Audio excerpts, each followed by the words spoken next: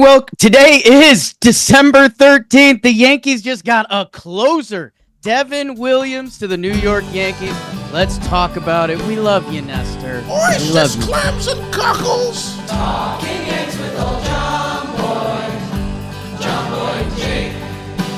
Recaps galore, weekly awards, stat lines, theme, and hot takes.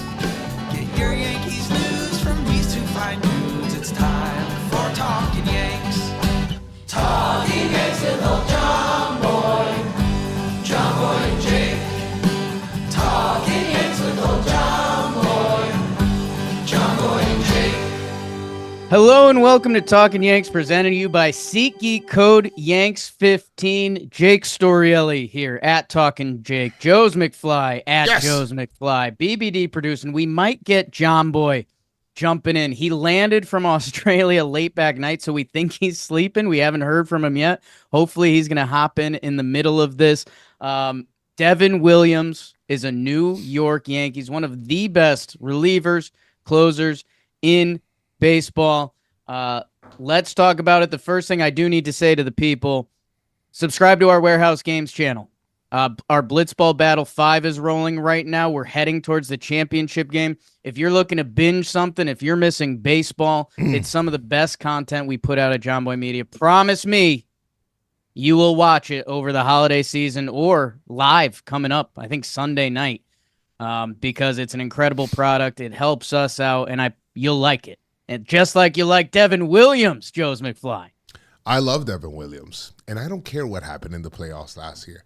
1.25 ERA out of the pen is awesome. You pair him with Loizaga now, who's back, and Luke Weaver. Oh, man, I'm loving this back end of the pen.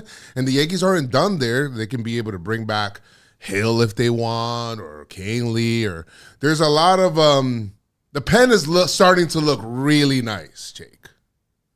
The pen looks really good. Dude, Devin Williams to the Luke Weaver we saw last year, that's playoff game, 7-inning shut. If Loizaga does bounce back, I don't know how much we want to talk about J-Lo, but he's back for a 1 year, potentially 2 year, depending how he pitches and if he's healthy. I'm a little nervous about his health because that became a problem with Johnny Loizaga's a roster spot more so than his pitching ability. But Devin Williams is a lockdown closer, and looking at the free agent pool and looking at what the Yankees lost last year, like wherever you stand with Clay Holmes, whatever, he was a good back-end reliever. So the closing didn't work out towards the second half.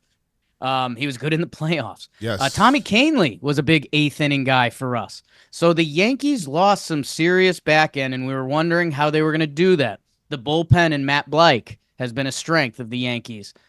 They go out. We were like, oh, how are they going to use this starting pitching depth to figure out the lineup and all that?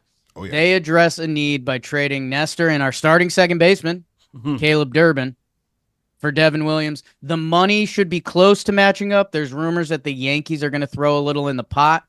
But either way, the Yankees, I mean, I'd assume they are done in the bullpen, maybe a Tim Hill type or something like that. And now, as we've talked about the Yankees, all targets should be on hitting, and whether that's Kyle Tucker or Belly or second base, whatever it is. But dude, we got Devin Williams. Yes. This team has an identity, Joe. Yes. This team we can pitch. I love that. We can pitch, which is great. The rotation shored up, which is awesome. Pen shored up. And you know what? I feel like I haven't talked enough about Nestor because he's going in this deal. And shout to Nestor. Love Nestor Cortez. He's an awesome guy and a guy that I personally was able to like speak to, have conversations with, and like real chill, real cool guy that was able to like figure things out. And I'm sure he'll do great as a Brewer, you know?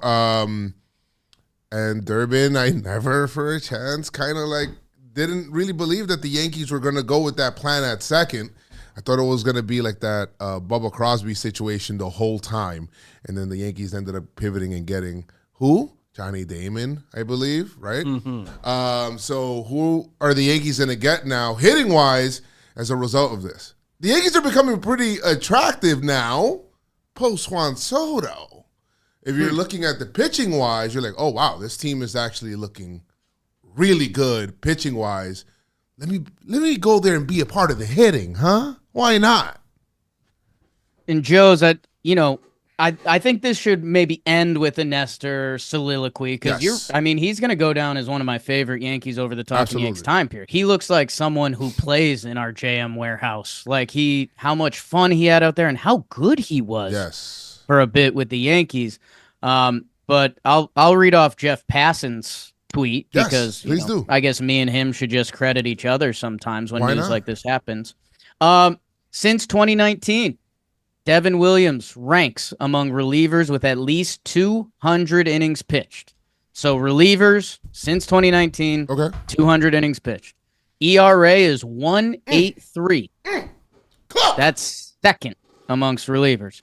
His K per nine is fourth, 14.3 Ks per nine. That's like Chapman with control. His homers allowed per nine. He's 0.6 homers allowed per every 9 innings. His hits per 9. He is first, 4.9 hits per 9 innings allowed. Again, if you have no clue, he has one of the most wipeout pitches in baseball. He throws a changeup that you almost need to label it a different pitch. I thought it was how a much screwball, that kind of.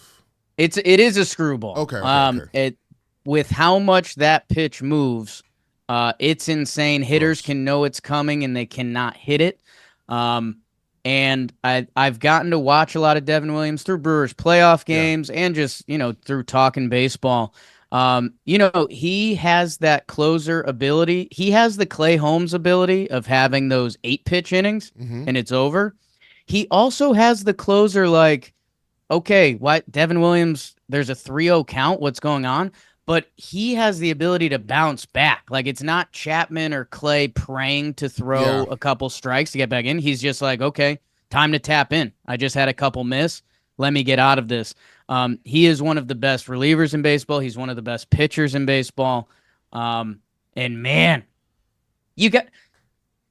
the package has a chance to hurt. Like if Nestor has a fine season and Caleb Durbin's a guy, which it's so funny, Caleb Durbin reeks of the Brewers. He's 5'6". He plays good defense. He steals bases. He doesn't strike out. So it's funny, him going to the Brewers, it's like, oh boy, that means he's got a chance to click. Him being on the Yankees, we were all like, they're not even going to give this cat the opportunity. And they didn't, but they turned it into 1 year of the best closer in baseball. Yeah, as far as the deal having an opportunity to hurt, I think a lot less. You're dealing from a big position of strength with, you sign Max Fried. You're dealing very big, and it's still a position of strength right now that the Yankees can still deal from, right? And so that will soften the blow. And it also depends on who they get on offense, whether, your infielder and all of that stuff. And I think the Yankees right now may target a third baseman maybe versus a second baseman. We don't know. Anything can happen. It looks like Cashman is kind of taking a lot of pride in trying to create this offseason and making it into something really great. And I think that's like an exciting challenge for him, it seems like. Because net a Devin Williams after you got a Max Fried, and now you're starting to look at like the offseason, and the Yankees are talking with the Cubs to trying to see what they can do for Bellinger, and they're talking with the Astros to try to see what they can be able to do for Tucker, even though I feel like that's unlikely. It just feels like Cashman is really like has his hands in everything. It's kind of like that Baker, Jake. Like the Baker's in there, just has his hands and everything. After he's washed his hands, of course. Yeah, no, not too much commentary for me on the Baker part of that, but Okay. Joe, sometimes I've said on here, I say on Talking Baseball a lot, like, hey, what do GMs do? We had a good conversation at the office the other, like, what does a week in the life of a GM truly look like? Right. And I don't know. They talk about it like it's the busiest job in the world, and maybe so much of it's preparing, because if Juan Soto doesn't sign, they needed a plan. They needed a plan A, a plan B, a plan C, and all of it. And it's clear they're executing something that they get Devin Williams, who, again, is a lights-out asset. This currently changes nothing to the books. So we still have some starting pitching depth to trade, whether that's Heel, Clark, or Stroman. And, I say dump, but, you might have some other money coming in. Yes.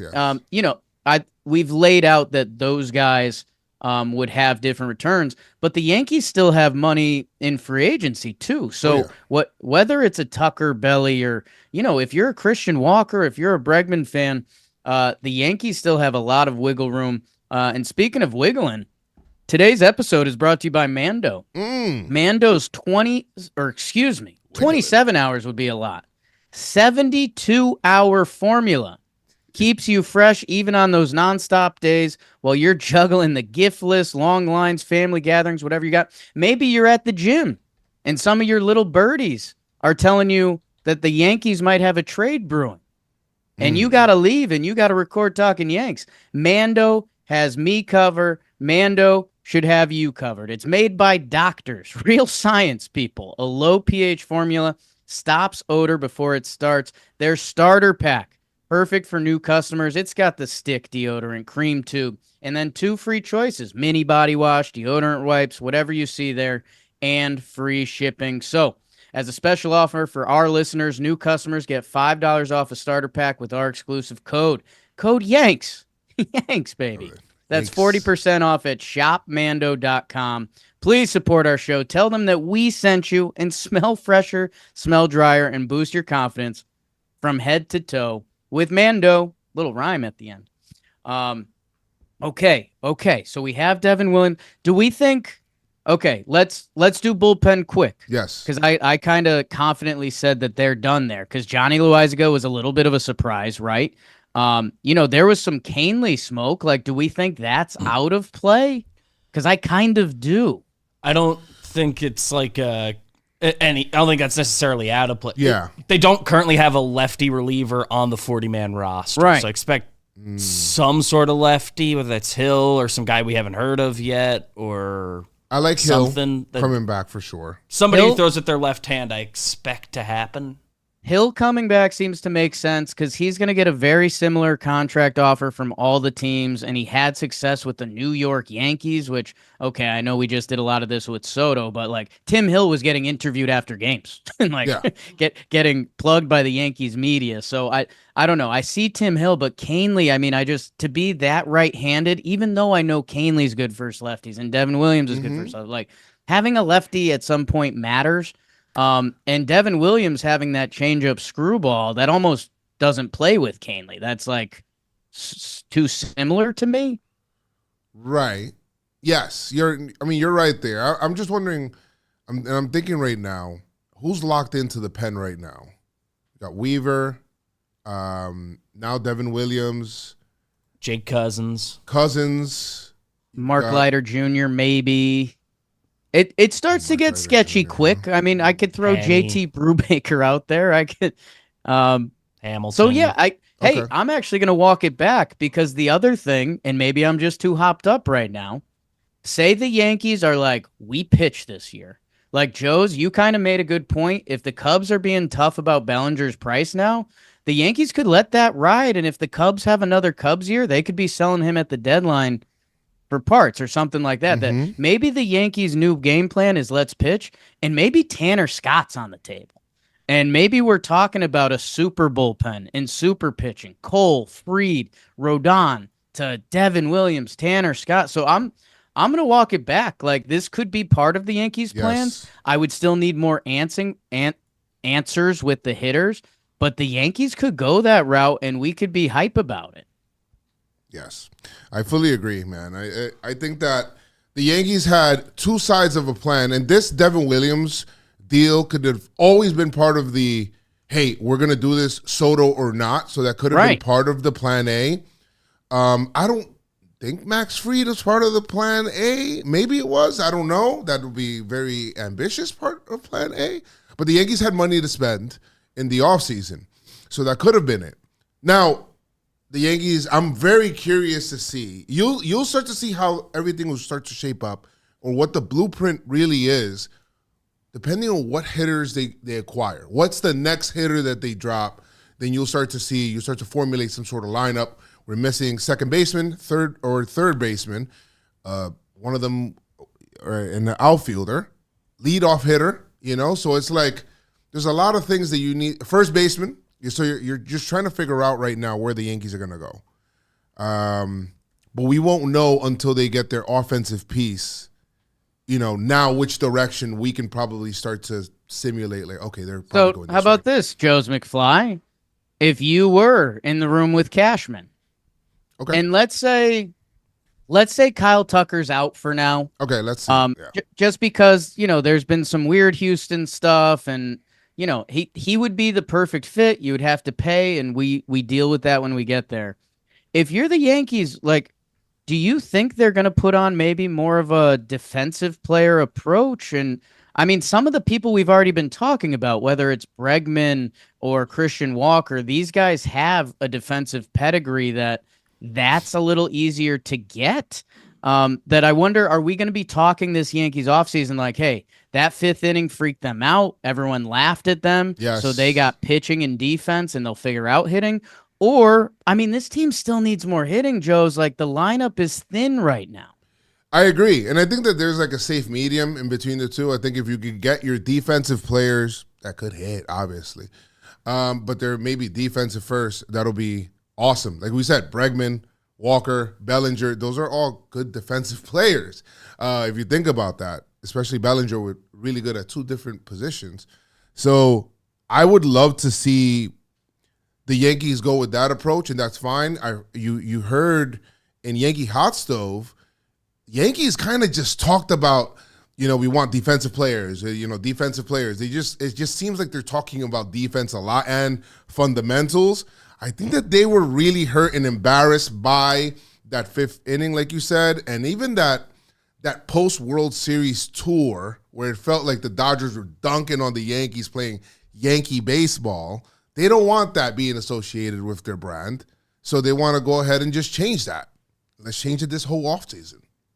Man, as my brain starts to spin, God, the opportunities are out there, man. And it's, we've talked about Bellinger a lot. Yes. And another part of that's been Nico Horner. That, hey, if the Yankees can get that trade done, which they would be able to, now you've got a lot of solutions. Because, dude, second base is now, or one of the second base or third base is on the table. There were some people that were like, oh, the Yankees love Caleb Durbin, and we kind of talked ourselves out of that. And good on us, to be completely honest. Yes. But, like, okay, even if you have Jazz penciled, some people did. if you have Jazz penciled into third, Mm-hmm. okay, so now we need a second baseman. Like, the Yankees don't believe in Peraza. He's a nice depth piece, and you actually might see him on the bench this year. You might not. The Yankees need an infielder, and I would assume, like, Bregman could be in play.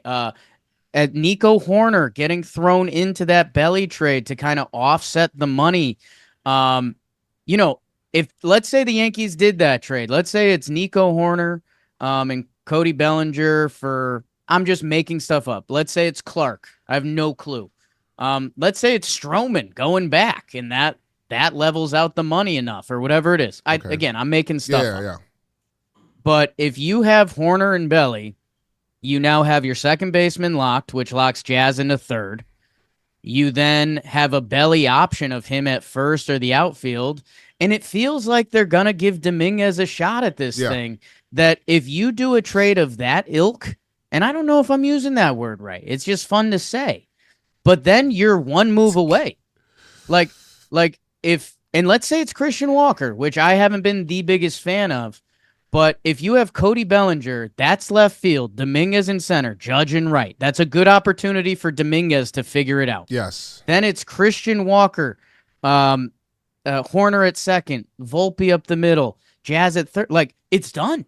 And we're a week removed from Soto being like, how are we going to do this? Mm-hmm. We've got a lockdown closer. We've got a true number 2 starter, a guy considered a number 1.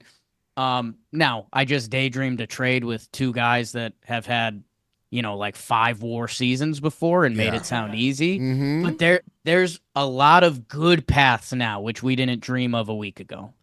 So then in that situation, let's just say that Bregman, Nico Horner, Bellinger situation, for first base, I think the Yankees might even go, whether it's another trade route or go cheaper there. So they might, instead of doing the Walker situation there, so that they won't be locked up at first base. Maybe they don't want to be locked up there for too long.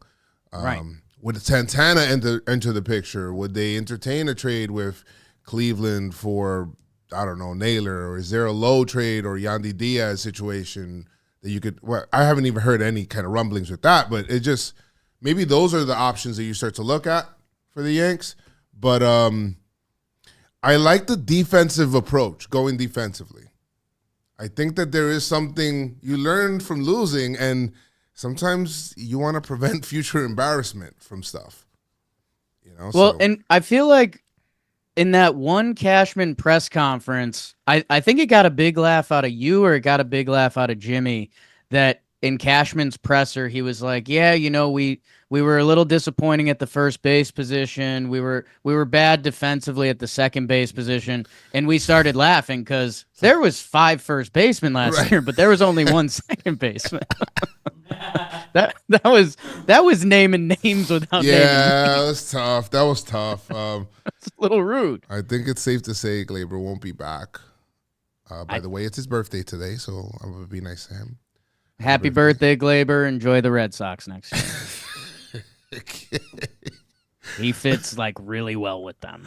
I was thinking West Coast, send them, okay, over there. That would be cool. What's next, Shake? Well, I think we got to talk about a little more what we want to see, and we should do a little Nestor soliloquy of sorts. And it's brought to you by Cushy Dreams, yes. Obviously. And Yankee fans, I mean, it might be an early Cushy Dreams afternoon for Lil Poppy, because I'm enjoying what's going on. It's the holiday season, Christmas, Hanukkah, and then pitchers and catchers, baby. People, here's what I'll tell you. The people at Cushy Dreams are awesome. One time we did a couple silly reads, and we were like, wait, do they like that? And they loved it. So here's what I'll tell you. If you like baseball and you like THC, or you think you might, this is these are the people. Holiday season. They got the Delta 9 THC gummies. Whether you're enjoying your Yanks, maybe you're watching Guts with us, because that gets pretty cushy dreamy, and so does a lot of our people that watch with us. They got a ton of flavors: strawberry, sour, watermelon, green apple, tangerine. If you're looking gummies, if you're looking for whatever kind of THC you're looking for, Cushy Dreams has it. And if you use code JOMBOYTHC, I love the code JOMBOYTHC. You get 30% off all the Delta 9 gummies and the entire store from now until Christmas Day with John Boy THC. And 3 winners receive $100 Cushy Dreams credit with each order over $50. So you get the discount. You get entered to win more Cushy Dreams. Winners are chosen at random by the new year. The offer ends Christmas Day. Go get cushed up with us. God, I'm spinning Joe's. If the Astros are being jerks about Kyle Tucker, do you get Bregman and just hey, nice. All right, keep Kyle Tucker for one more season, and we got Breggy at third. Like only if you believe in him, not to stick it to the Astros. It's a great point. You don't do a signing just to be mean, but he would fit. Like he would. There's this whole, and I was part of it, so I'll take bad credit for that. But is Yankee Stadium the perfect fit for Bregman? No. If he has a short left field, but it's not like the guy would be bad. Like, he takes great at bats and he plays great defense. Doesn't strike out. If the price tag is there and your infield defense with Bregman, Volpe, Jazz would be electric. That's on the table. Obviously the Belly Horner stuff. I'm still wondering, what's the Yankees' weird one that they're hiding from us? Or was this it? Because they have more. I didn't expect Devin Williams. I honestly didn't expect Devin Williams. We didn't let it into our hearts, because if we did, we would be this excited, and now we are. And now we are. And I know Dan Rourke is very excited as well. So that's good for him. He said incredible. That's all he tweeted. This is good. This is good. I need the Yankees to continue to pile on and create a monster of a roster where we look at last year's team and we're like, whoa, we're better. And that's hard to do. Right. But it felt like, I don't know if you feel this way, Jake. It felt like last year's team left wins on the table. And Yes. and it felt like that team, believe it or not, especially during the regular season, it felt like it.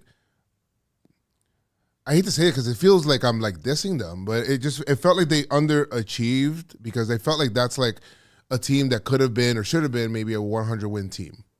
But it was really two guys that were kind of carrying the load for a while and not too much. There was a lot of lulls, that Right. you forget about.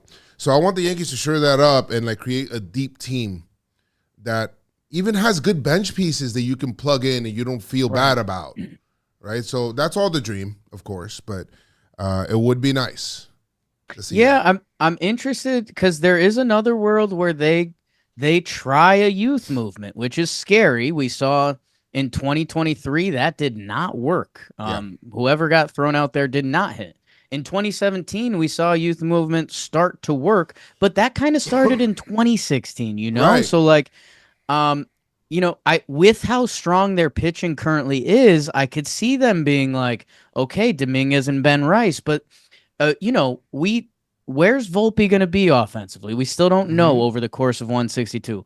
Austin Wells, sure, it was a good rookie year, but sometimes we see guys take a step back. Yep. Sometimes we take a guy step up. That you're just getting into a dangerous area that, you got half a lineup of young guys that with that good of pitching, you can stomach it and say, okay, what's going to work? What can we trade for at the deadline to make it work? And like we would come to grips with that. You can still bolster this with some hitting because I guess I'm worried you could still have youth out there even with a couple bolster moves, which again could be great and could lead the Yankees to a 105-win season, or is going to have us screaming at the deadline doing nothing is crazy. Is Hal mad? Is Hal mad? Is he like motivated? and Hal's mad? not happy. And if that, because it just felt like, okay, I'll give you an example. 2008, what happened in 2008, and we get a new building, and he's managing general partner, and that happens, and what's happening with his dad during that time. And it felt like I gotta go and get that one. It just felt that way. Right. And the way that he attacked that offseason, he was very aggressive. Fast forward till now, what happened with Soto. And it just feels like we're the Yankees. I think we need to show that we're still the Yankees. And if we can continue to put pedal to the metal, we don't know how the rest of free agency is going to shake out or trading. But the AL, there's a possibility or reality that the AL, the already weak AL, can get weaker. Right. Where a Corbin Burns can sign with San Francisco, or where different players, Teoscar Hernandez decides to go back to LA or whatever it is. And a lot of these AL teams, we're seeing what's happening with Houston. Maybe Tucker doesn't come to us, but maybe he goes to the Cubs. That makes the AL even weaker. The Yankees go pedal, like just balls to the wall, pedal to the metal, and you're looking at a even stronger team. If they can create a stronger team than last year, then you're trying to really all right, let's just try to get to this World Series again and run it back. I love how you're thinking, Joes, because that's kind of sicko stuff. Let's see if the rest of the offseason play out. I think the Yes. Texas Rangers are going to have a big bounce back Sure. year. I think the Red Sox aren't done. No. And it could be a Yankees Red Sox year, which I'll tell you what, it's a good time until it's a bad time. So we'll see what goes on there. But that's a great point. And the Yankees saw a window, and dude, the Hal side of this is very interesting because what was probably a bad time for Hal? When the Yankees missed the playoffs. Right. Every time someone saw Hal, hey, Yankees missed the playoffs, worst season in 30 years, blah, blah, they get Juan Soto. Yep. They go to the World Series. I bet that was pretty nice time to be Hal. The Yankees are back in the World Series.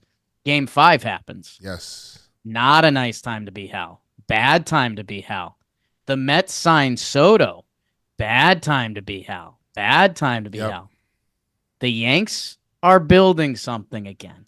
And man, if they get Tucker, like I'm not going to be able to record with you. Like I'll need Jimmy to wake up because if they get Tucker, like you might unfurl live on YouTube, and I can't risk that. No. What?